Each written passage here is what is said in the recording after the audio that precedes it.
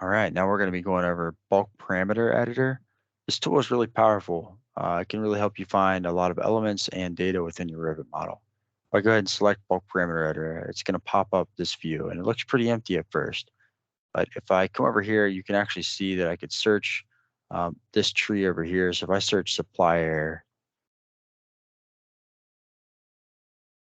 it would actually pull up any families that say supplier. This tree down here is actually broken up into the category, the Revit category, and then under that is your family type. Under that is each of the instances that are placed in the model. So if I wanted to just see all air terminals, I just have to select this and I would just hit refresh. This will show me every parameter on that air terminal. You can see that some of these say CC, some of them say CC2. If I actually came in here, I could find this exact air terminal by just hitting select in Revit. It would select it. If I zoomed out, it's this one right here.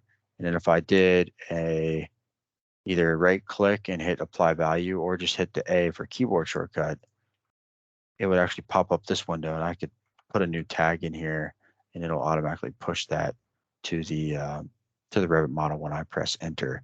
The other cool thing about this is that you can actually come in here and you can search different columns. So you can filter out different columns based on the name. You can also right click in this data grid down here and hit column picker. And this will actually allow you to, so if I wanted to clear this, I could actually come over here and select different fields that I wanted to see based on, and it'll actually save it up here as well, based on the element type. The other use of this is that I can come up here and I can hit save new. This will actually save what we call a search set out. So for some reason, if I wanted to always see comments, CFM override, and air device tag columns every time I search air terminals, I could hit the save new. And I could actually come in here and say air terminal parameters. And it'll tell me what parameters it's saving. And then it'll tell me the category and then what mode it was from. If I hit save, it'll actually pop up here. So then if I close that, and then I come back up to the KLH beta parameter editor, I can come up here at the top. I can actually select air terminal parameters, that same thing I just made, and hit refresh, and it'll show me all of those columns and all of those categories as well, again, just like I did before. The other nice thing that this has is it has a feature called bulk edit cells. So in this one, you can actually come in here and you could select all these and you could add different stuff to them. You could number different elements and you could remove different characters in this naming. So if I wanted to replace CC with E, I could do that pretty easily. It didn't change anything in this one because there's no CC in here, but all these CCs is going to change to E's.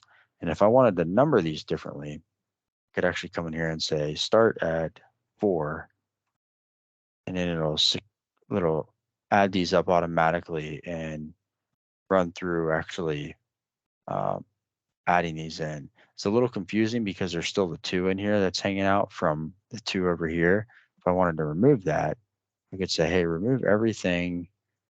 And it would actually remove all of these characters from position 0 to 4. And then it would rename to just a number. So that's also another way to bulk edit. There's a lot of different ways and uses of these. If I hit apply change, you can see it'll actually apply this. And then it'll push back over to the model as well. So E2, E2.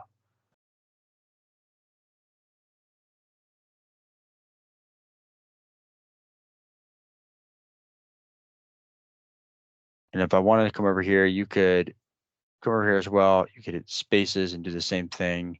You'll have to clear out this and clear out your save search setup here. The other thing that I wanted to show is that you can come in here and you can type in name. If I wanted to see all parameters with a office in the value, it would actually pare that down even further. So that's another way to filter out this data grid. The goal here is really to be able to quickly edit and view things. The last thing I wanted to show is that in this view, I don't see any plumbing fixtures. But I know I have plumbing fixtures in this model. So another good use of this tool is to actually say, okay, let me select plumbing fixtures. Let me see if I have anything here. So if I get rid of all those filters, and I can actually hit show in Revit, and then it'll try to attempt to show that in Revit, which I had another view open. Looks like the plumbing fixture here is these little pucks here for these plumbing fixtures. So it's another easy, quick way to find elements. You can search by mark, you can search by type, but it's just a quick way to figure out, hey, I know I have this in the model. I don't know where it's at, but I know I need to find it. I know it's tagged WC1 or RT1 or whatever it is. It's an easy way for you to search those in bulk parameter editor and find those in your model without having to search through each individual view manually. Thank you.